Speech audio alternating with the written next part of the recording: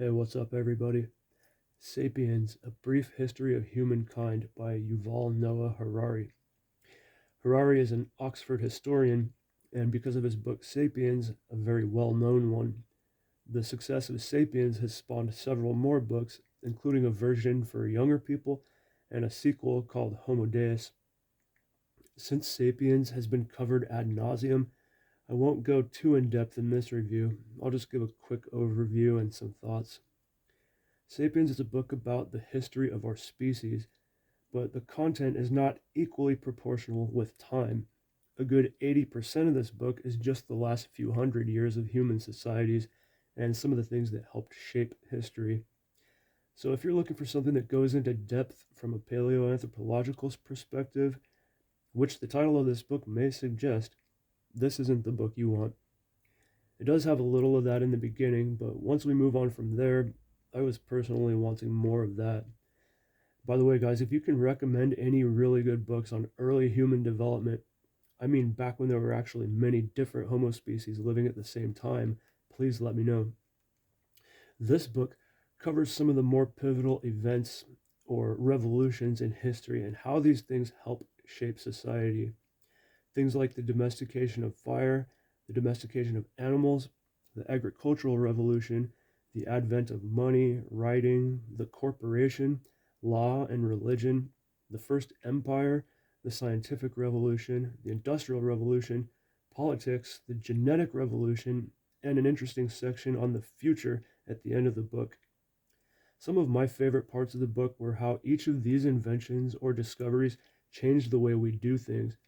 For example, the domestication of fire drastically altered our ability to eat, which changed the selection pressures and could have contributed to major physiological changes in our bodies. This book actually starts with a 2-page timeline beginning with the Big Bang up to the present day, which is a pretty good picture of what this book contains. Considering the scope that this book covers, you can expect that a lot of stuff will be left out, and some sections will be pretty brief. Well, the subtitle is A Brief History of Humankind, so that's what this book is. And it can be quite general, too. The cognitive revolution, which is the explanation of why Homo sapiens is so intelligent, happened about 70,000 years ago, and the book is just over 400 pages, so you can calculate how long the author could spend on each year of history. For covering so many topics, this book did a pretty good job of holding my interest, but inevitably there were some sections that were not as interesting to me as others. And I'm sure that'd be the case for most people, and the sections would probably differ between us.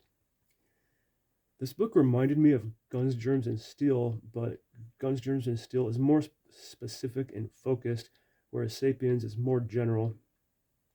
An interesting thing I liked about this book is that the author will report from a somewhat removed position, like almost cold, like it was written by a robot or someone with no interest in the topics. That's most of the time. Then there are other times when his biases come through, but these are usually things that I find pretty easy to agree with, like that animal suffering is a bad thing. But I wanted to mention this because I've heard people criticize his removed approach, calling him a misanthrope, when to me it just sounds like he's trying to be objective and straightforward most of the time.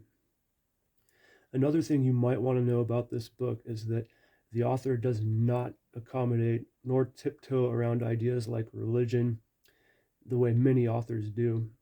Harari states unequivocally that gods are not real but man-made myths, and he does this so matter of fact, like he's telling you the answer to a math problem.